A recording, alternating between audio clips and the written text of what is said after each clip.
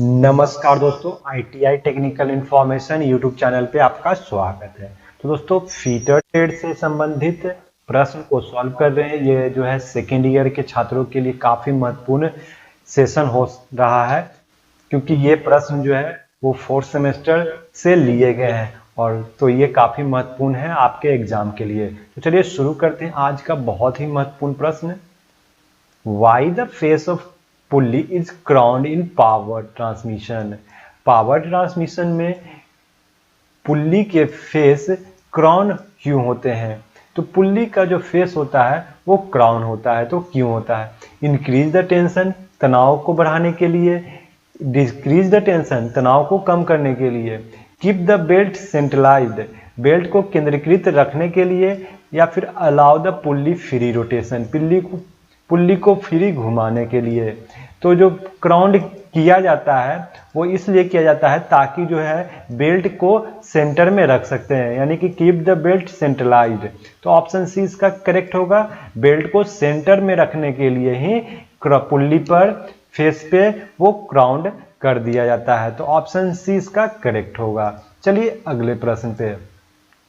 अगला प्रश्न है, which graphical representation of the activities perform during the manufacturing, विनिर्माण के दौरान की गई गतिविधियों का कौन सा आलेखी प्रतिनिधित्व करता है? Job card, process chart, batch record form या बैच प्रोसेसिंग फॉर्म? का करेक्ट आंसर होगा ऑप्शन बी, प्रोसेस चार्ट। चलिए अगले प्रश्न पे। What is the name of the part marked X in fast and loose pulley assembly? Fast और loose pulley assembly में X के रूप में चिन्हित भाग का नाम क्या है? तो ये जो है फिगर दिया गया है फास्ट और लूज पुल्ली का, तो यहाँ पे X जो दिया गया है वो पूछा गया है, तो उसे क्या कहा जाता है? तो क्या ये फास्ट पुल्ली है, लूज पुल्ली कहा जाता है, क्रॉन पुल्ली या फ्लैट ड्राइव पुल्ली कहा जाता है? तो इसका करेक्ट आंसर होगा कि ये जो X में है वो क्रॉन पुल्ली है। तो इसका करेक्ट आंसर होगा ऑप्शन सी, क्रॉन पुल्ली। वहीं यदि पूछे जो ये जो डॉटेड लाइन है उसे यहाँ पे जो पूछा जाता है तो इसे क्या कहा जाता है? तो इसे लूज पुल्ली कहा जाता है। तो काफी महत्वपूर्ण प्रश्न है। चलिए अगले प्रश्न पे। Which coupling is used in the place for slight relative movement is required? अल्प रिलेटिव मूवमेंट के लिए किस कपलिंग का उपयोग किया जाता है? तो दोस्तों, chain coupling, flange coupling, flexible coupling या मफ कपलिंग? तो कुछ फ्लेक्सिबिलिटी चाहिए, यानी कुछ स्लाइटली मूवमेंट चाहिए, यानी कुछ मूवमेंट ऐसा चाहिए जिससे कि वो किसी प्रकार का परेशानी ना हो, तो उस पर किस प्रकार का कपलिंग का प्रयोग करेंगे? तो वहाँ पे फ्लेक्सिबल कपलिंग का प्रयोग करेंगे जहाँ पे स्लाइटली मूवमेंट की आवश्यकता हो। तो इसका करेक्ट आंसर होगा ऑप्शन सी, फ्लेक्सिबल कपलिंग। तो दोस्तों, यदि आप ITI टेक्निकल इन्फॉर्मेशन के फेसबुक ग्रुप, व्हाट्सएप ग्रुप और टेलीग्राम ग्रुप ज्वाइन करना चाहते हैं तो ज्वाइन कर सकते हैं, और वीडियो लाइक और शेयर कर दीजिए, और चैनल पे नए हैं तो सब्सक्राइब भी कर दीजिए। तो चलिए अगले प्रश्न पे। Which is the imaginary circle on two matching gears? दो मैचिंग गियर्स पर काल्पनिक सर्किल कौन सा है? तो क्या ये रूट सर्किल है, पिच सर्किल है, बेस सर्किल है या फिर एडेंडम सर्किल है? तो दो मैचिंग गियर्स के बीच में जो काल्पनिक रेखा होती है उसे क्या कहा जाता है? तो यहाँ पे फिगर को देखिए। इस फिगर में देखेंगे कि ये जो है दो मैचिंग गियर्स के बीच में ये जो रेखा होती है उसे कहा जाता है पिच सर्किल। तो इसका करेक्ट आंसर होगा ऑप्शन बी, पिच सर्किल, यानी कि दो मैचिंग गियर के बीच में जो काल्पनिक रेखा होता है उसे पिच सर्किल कहते हैं। तो बी इसका आंसर करेक्ट होगा। चलिए अगले प्रश्न पे। अगला प्रश्न है, what is the name of radial distance between pitch circle and root circle in gear? Gear में पिच सर्किल और रूट सर्किल के बीच रेडियल दूरी का नाम क्या है? तो क्या इसे लैंड कहते हैं, एडेंडम कहते हैं, डिडेंडम कहते हैं या वर्किंग डेप्थ कहते हैं? तो काफी महत्वपूर्ण प्रश्न है पीस सर्किल और रूट सर्किल के बीच में जो डिस्टेंस होता है, रेडियल डिस्टेंस, उससे पूछा गया है। तो देखिए दोस्तों, ये जो नीचे वाला ये जो है डॉटेड लाइन देख रहे हैं, इसे बोला जाता है रूट सर्किल, यहाँ से इस तरह से। और पीस सर्किल क्या है, ये जो है यहाँ पे ये है पीस सर्किल। तो इसके बीच में जो रेडियल दूरी होती है उसे क्या कहा जाता है, यहाँ पे जो होता है उसे डिडेंडम कहा जाता है। तो इस वाले को डिडेंडम, क्योंकि इसे कहा जाता है डिडेंडम। तो इसका करेक्ट आंसर होगा ऑप्शन सी। ऑप्शन सी इसका करेक्ट होगा कि ये जो है डिडेंडम है। चलिए अगले प्रश्न पे। अगला प्रश्न है, how to improve the gripping property of the dried belt. सूखे बेल्ट की ग्रिपिंग पावर को कैसे सुधारें। तो बेल्ट, जब आप बेल्ट के द्वारा पावर ट्रांसमिशन ले रहे हैं तो एक समय ऐसा आएगा कि बेल्ट जो है आपका सूख जाएगा, उसमें ग्रिपिंग पावर नहीं रहेगा। तो क्या करेंगे, क्या जॉकी पुली का इस्तेमाल करेंगे, applied powdered resin, reduce the distance between the pulley, या फिर increase the distance between the pulley. तो यदि बेल्ट सूख जाए तो वहां पे आप लगाएंगे resin powder, apply resin powder. तो इसका करेक्ट आंसर होगा option B, applied resin powder. चलिए अगले प्रश्न पे। अगला प्रश्न है, which type of belt fastener use on heavy duty machine. किस प्रकार के बेल्ट फास्टनर का उपयोग हैवी ड्यूटी मशीन पे किया जाता है। तो हैवी ड्यूटी मशीन के लिए जो बेल्ट फास्टनर इस्तेमाल किया जाता है वो लैगरेल टाइप बेल्ट फास्टनर का इस्तेमाल किया जाता है। तो इसका करेक्ट आंसर होगा ऑप्शन सी, लैगरेल टाइप बेल्ट फास्टनर। अगला प्रश्न है, what is the name of the part mark X of gear. ये जो गियर में एक्स के रूप में चिन्हित भाग है उसका नाम बताइए। तो इसका करेक्ट आंसर होगा ऑप्शन बी, एडेंडम इसे कहा जाता है। तो ऑप्शन बी इसका करेक्ट होगा। प्रश्न है, what is the name of the gear. Gear का नाम क्या है। फिगर को देखिए, क्या ये मैट्री गियर है या मेटर गियर बोले, या वेबल गियर है, या फिर हाइपोइड गियर है, या फिर वॉर्म एंड वॉर्म्स गियर है। तो इसका फिगर को देखिए और बताइए कि ये कौन सा गियर है। तो ये गियर जो है वो हाइपोइड गियर है। तो इसका करेक्ट आंसर होगा ऑप्शन सी, हाइपोइड गियर। दिखने में बिल्कुल लगेगा कि ये वेबल गियर है, लेकिन ये जो गियर है वो हाइपोइड गियर है। What is the name of copper ore. Copper एस्क का नाम बताइए। कॉपर कहाँ से प्राप्त किया जाता है, ग्लेना से, ब्लेंड से, बॉक्साइट से, या मैलाकाइट से। तो कॉपर जो है वो दो पायराइट से प्राप्त किया जाता है और ये मैलाकाइट से। तो ऑप्शन डी इसका करेक्ट होगा, कॉपर जो प्राप्त किया जाता है वो मैलाचाइट से प्राप्त किया जाता है। चलिए अगला प्रश्न पे।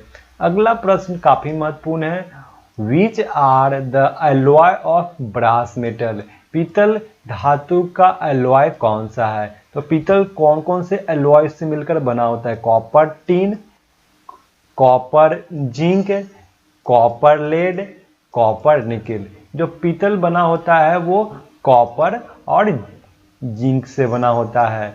तो इसका करेक्ट आंसर होगा option B, copper and zinc. Why the aluminium is used widely in aircraft industry. विमान उद्योग में व्यापक रूप से एल्युमिनियम का उपयोग क्यों किया जाता है। तो हवाई जहाज या फिर जो भी विमानन उद्योग है उसमें जो है एल्युमिनियम का इस्तेमाल किया जाता है। तो क्या वो लाइट वेट के कारण, हल्का वजन के कारण, या हार्ड या बर्टेल के कारण, या फिर हाई टेंसाइल स्ट्रेंथ होने के कारण, या लो थर्मल कंडक्टिविटी के कारण। तो इसका करेक्ट आंसर होगा कि हवाई जहाज में जो है एल्युमिनियम का इस्तेमाल किया जाता है क्योंकि वो जो है लाइट वेट होता है, हल्का वजन होने के कारण इस्तेमाल किया जाता है। तो इसका करेक्ट आंसर होगा ऑप्शन ए। चलिए अगले प्रश्न पे।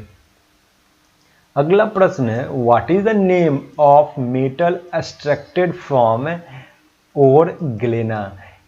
ऐसा ग्लेना किस से निकाला गया धातु का नाम क्या है। यानी कि ग्लेना जो है उस अयस्क से कौन सा धातु प्राप्त किया जाता है। तो क्या टीन, लेड, कॉपर या एल्युमिनियम। तो क्या प्राप्त किया जाता है ग्लेना से। ग्लेना से लेड प्राप्त किया जाता है। तो ऑप्शन बी करेक्ट होगा, लेड। लेड जो है सबसे कठोर धातु है और इस कारण ये जो है ग्लेना अयस्क से प्राप्त किया जाता है। इस प्रकार से आप याद कर सकते हैं। चलिए अगले प्रश्न पे। अगला प्रश्न है Which metal alloy is used to make friction bearing. Friction bearing बनाने के लिए किस मिश्र धातु का उपयोग किया जाता है। काफी महत्वपूर्ण प्रश्न है। टीन, निकिल, क्रोमियम या वेबिट मेटल। तो फ्रिक्शन बेरिंग बनाने के लिए जो मेटल इस्तेमाल किया जाता है, मिश्र धातु इस्तेमाल किया जाता है, वो है वेबिट मेटल। तो इसका करेक्ट आंसर होगा ऑप्शन डी, वेबिट मेटल। चलिए अगले प्रश्न की ओर। अगला प्रश्न है what is the melting point of निकल। निकल का गलनांक क्या होता है।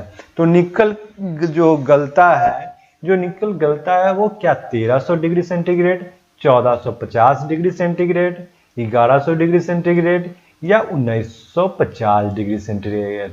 निकल की बात की जाए तो निकल जो है वो 1450 डिग्री सेंटीग्रेड पे वो पिघल जाता है। यानी कि इसका मेल्टिंग पॉइंट 1450 होता है। ऑप्शन बी इसका करेक्ट होगा। अगले प्रश्न की ओर चलते हैं। What metal is used to make agriculture equipment like plough and blade. कृषि उपकरण जैसे कि हल और ब्लेड बनाने के लिए किस धातु का उपयोग किया जाता है। क्या निकिल स्टील का इस्तेमाल किया जाता है, सिलिकॉन स्टील का, क्रोमियम स्टील या मैग्नीज स्टील।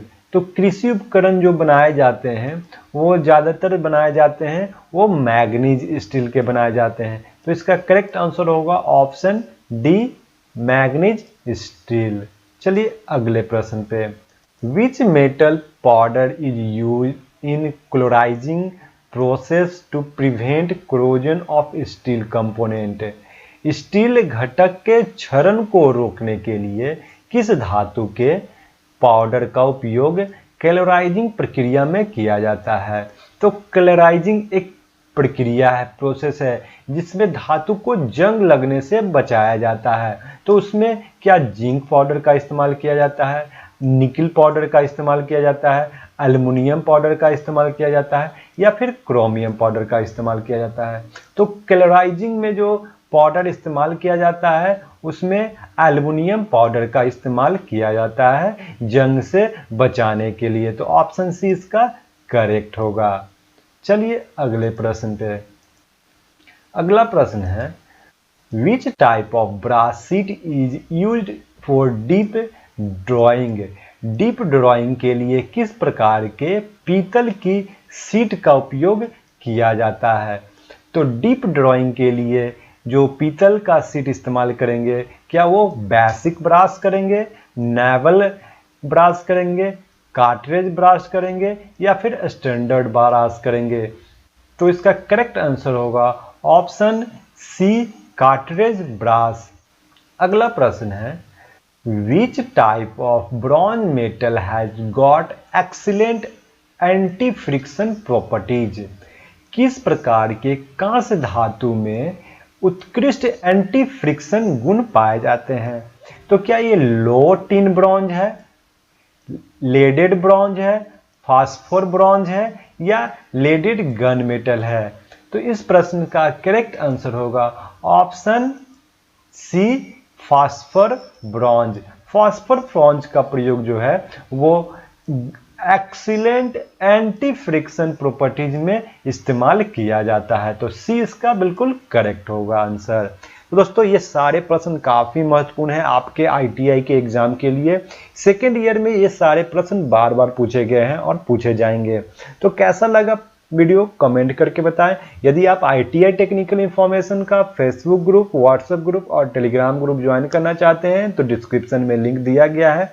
यदि PDF चाहिए तो आप टेलीग्राम ग्रुप ज्वाइन कर लीजिए और वीडियो को लाइक और शेयर कर दीजिए और चैनल पे नए हैं तो चैनल को सब्सक्राइब कर लीजिए और बेल आइकन को भी प्रेस कर दीजिए ताकि आपको इस प्रकार के वीडियो सबसे पहले मिले। तो चलिए फिर मिलते हैं इसी प्रकार के नए वीडियो में।